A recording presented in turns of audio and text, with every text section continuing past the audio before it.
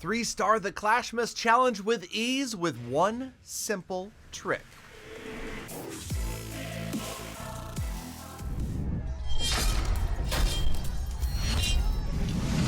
Season's greetings and thank you for stopping by. Merry Clashmas, Merry Christmas, fellow fans of Clash of Clans. It is your host, Galadon, and yes, the Clash team has presented us with yet another original, interesting challenge, so I thought I would give it a try and see what we could get done. And it turns out there's really one key to gaining the advantage and defeating the Clashmas challenge. Much like there's one key to helping out the channel, and that is subscribing, leaving a like, and using code Galadon.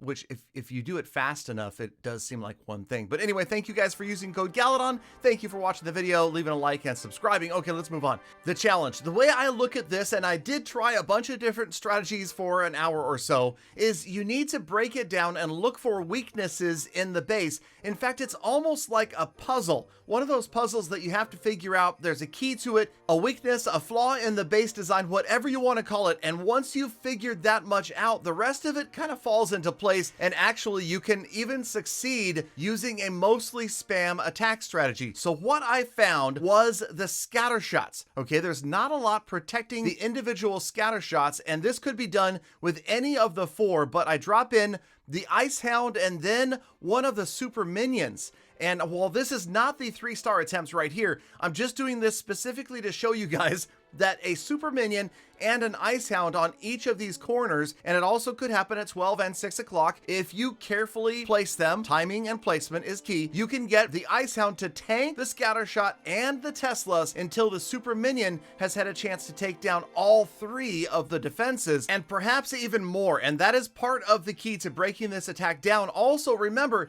that I basically stopped here. Once I figured out this little secret, I decided just to move on, go for the 3-star, and we grabbed it pretty easily just by taking out 1 or 2 of the scatter shots. So again, it's just one of these little tips, this little advantage, a little mistake in the design of the base that leaves it vulnerable to a gap drop like this near a defense that enables us to crush key defenses, and then what seems like a very tough base suddenly is not all that tough. Although it did take me both of the Santa spells to take out this ground targeting expo. These ground targeting expos are also a pain to your heroes. And then remember, the Santa spell will not activate the Town Hall since the Town Hall is a storage. But let's go ahead and get in there with the 3-star attempt that finally worked. And you'll again know that I tried this for about an hour or an hour and a half before I figured this one out. And also, it is better to be lucky than good, and you will see what I mean about that in just a moment. Now, in this attempt, I did drop both of the minions here and then went ahead with the rest of my attack, which is going to start at the bottom. And watch this little gap right here where I drop the Ice Wizard.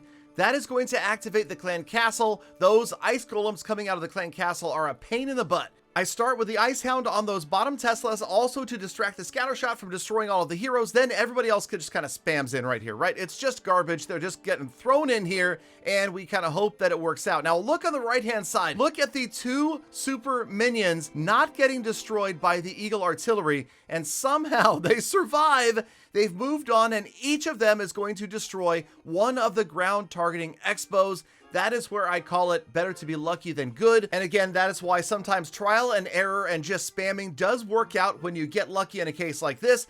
The general strategy, of course, to take out those scatter shots is going to be more effective, but now the super minions have moved in and they are going to wipe out the Eagle artillery on the right-hand side. And of course, the Eagles, the twin Eagles, as they are working, and when twin Eagles work, it's called twerking, by the way. As the twin Eagles are working on your troops, you need to try to get one of them down as quickly as possible. We do, and now we are using the freeze on the other one, and this is kind of where you just have to adjust on the fly.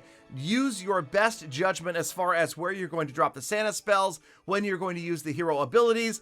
I thought that I was in deep trouble right here because I only had the Archer Queen ability remaining, but notice in the core, the Royal Champion and the Ice Hound get the job done, and that leaves the pathway around the outside for the heroes to go wipe out the 745 hidden Teslas that are scattered around this entire base. But remember, it just comes down to getting the key value early in the attack, making sure that you take care of at least one one, if not two of the scatter shots with maximum value. The Ice Hounds are going to be the most important unit. Use them to tank the scatter shots. If you can, use your Ice Golems to tank the ground targeting Expos, and you too will crush the Clashmas challenge. Just like you hopefully crushed the subscribe button and the like button. Thank you guys again, Galafam, for sticking around all the way to the end of this brief episode, but you know you are the true hashtag Galafam, and that is why I love, think about, and appreciate every single one of you every single day. So get out there, make the best of the rest of your day, be kind to the people, animals, and the planet, and I will see you back here again tomorrow for more full attacks.